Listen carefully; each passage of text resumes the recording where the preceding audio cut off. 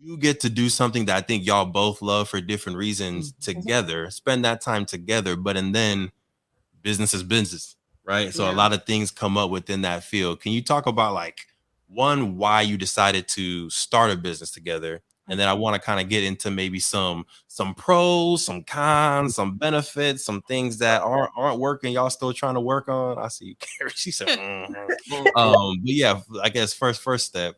Why did y'all decide to start Authentic Pom Photo together? Over 50% of Black Americans are unmarried, and only 2% of Black families in America have a net worth over $1 million. We are on our journey to not only join that 2%, but grow that 2%. Facts. I'm Devon Truvel, creator of Black Wall Street, the board game, with my beautiful co-host. I'm Sinclair, aka the Health Nerd. You can go to our website at theem4show.com, our Instagram at theem4show, and our YouTube channel at Melanated Married Millionaires in the Making. And welcome to the M4 Show.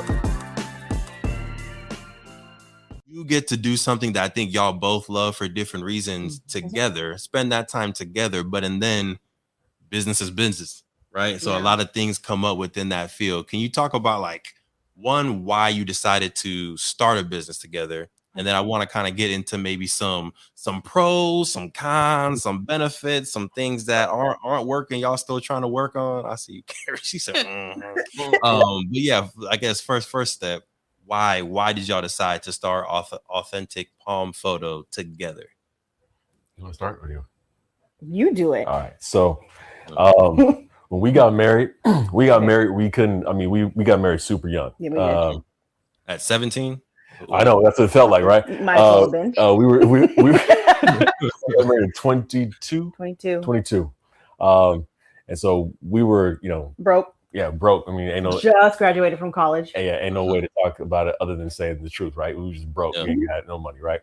So like no dollars. No dollars. I had no job. Just to clarify. It's real talk, right? She had no job.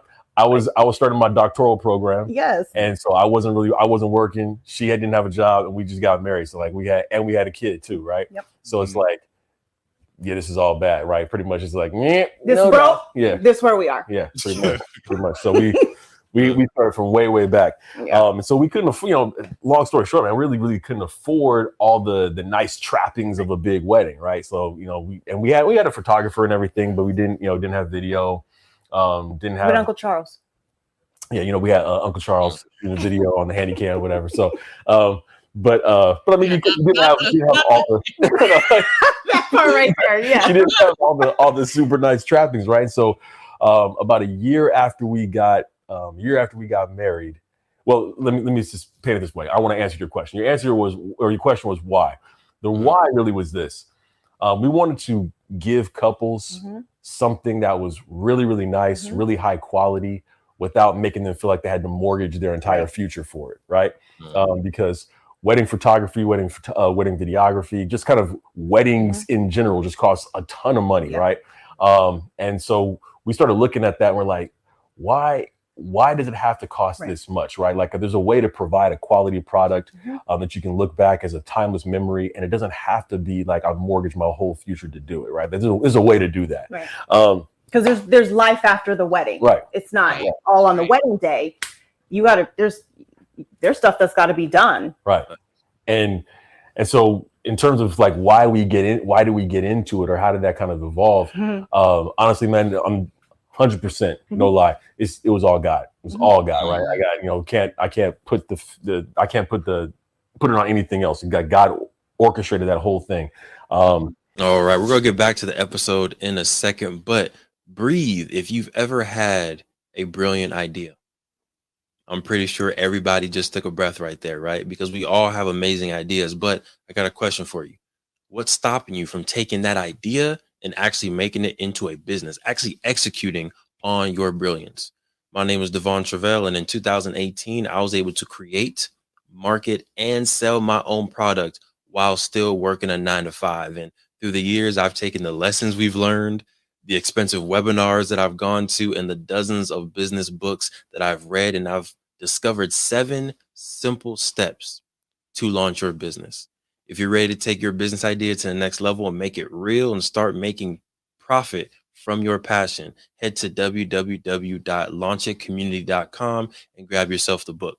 We've been able to make it very simple, affordable, and easier than ever to start that business while still working your 9 to 5.